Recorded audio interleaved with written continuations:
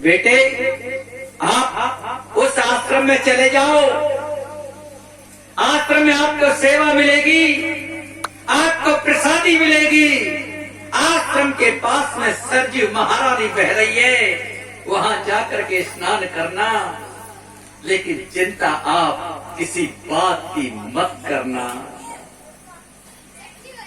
इस आज इतना कह करके मेरी पीठ उधर घूमी।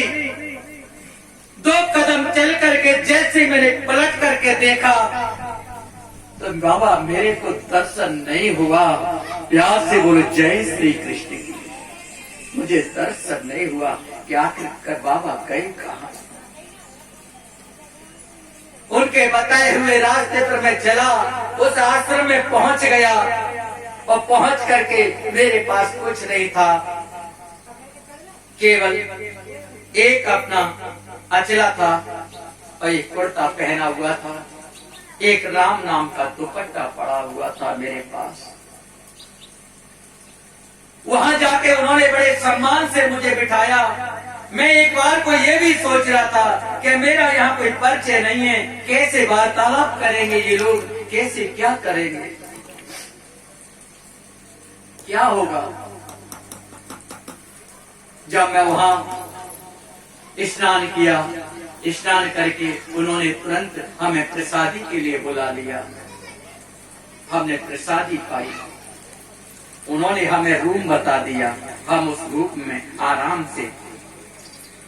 विश्राम लिया। हमने विश्राम लेने के बाद हमारा मन नहीं माना, माता सरजू महारानी के पास गए, वहां पे स्नान किया और स्नान करते और वहां पर हम पहुंचे। मन फिर भी नहीं माना। उसके बाद हमारा मन किया कि हमें वो देखनी चाहिए, क्या लल्ला का महल कहाँ है, वो कैसा है। हम सीधे चले गए, पूछते पूछते गए। चौकियां लगी थी। क्या लगी थी? चौकियां। वहां पे फोर्स कमांडो खड़े थे 4, एक चौकी पे 4।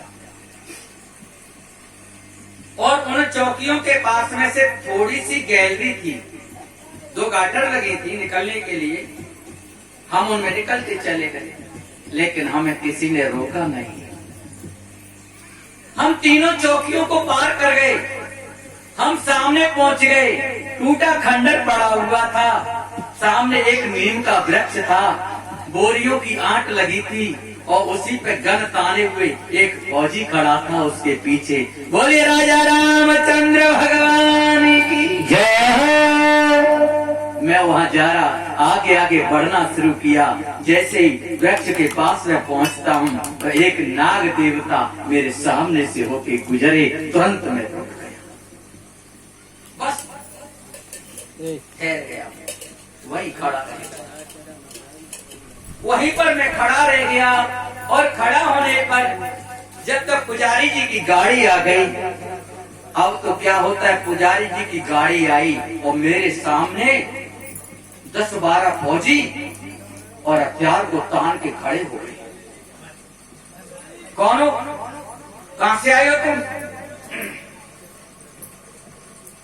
मैंने हाथ जोड़ करके, मैं कहीं से नहीं आया हूं, मैं श्री धाम वृंदावन से आया हूं, दर्शन करने के लिए आया हूं अपने लल्ला के। तुम यहां तक कैसे आए? क्या तुम्हें वहां से किसी ने रोका नहीं? मैंने कहा यदि कोई मुझे वहां रोक देता तो मेरा क्या दुस्साहस है कि मैं यहां तक चला आता। लेकिन मुझे किसी ने नहीं रोका, मुझसे किसी ने मना भी नहीं किया। अच्छा ठीक है, अब आप ऐसा करो, यहां तक आ गए, ये लल्ला की मेहरबानी थी। यहां तक कोई आ नहीं पाता है, अब तक तो यहां भूज के रख दिया जाता। जैसी प्रभु की इच्छा। अब क्या हुआ, मैं डर तो लग ही रहा था। हम चुपचाप अपने जिन कदमों से गए उन्हीं कदमों से धीरे धीरे लौट के हम वहां लौट के आ गए, बिल्कुल लौट के आ गए। लौट के आए, घड़ी वाले हनुमान जी पर गए। वहां से निकलते ही पहले हनुमान जी के पास में प्रवेश करने के लिए क्या मेरे पवन सुत हनुमान जी के पास में जाना अनिवार्य है, बिना उनके दर्शन नहीं हो सकता है। ये मैंने बहुत बड़ी गलती की थी, लेकिन फिर भी उन्होंने बहुत बड़ी सहायता की। वहां जाने से पहले मुझे पवन पुत्र हनुमान जी को प्रणाम करना था, लेकिन वो नहीं कर पाया। लेकिन लौट करके जब आया तो मैं वहां गया, मैंने प्रणाम भी किया था।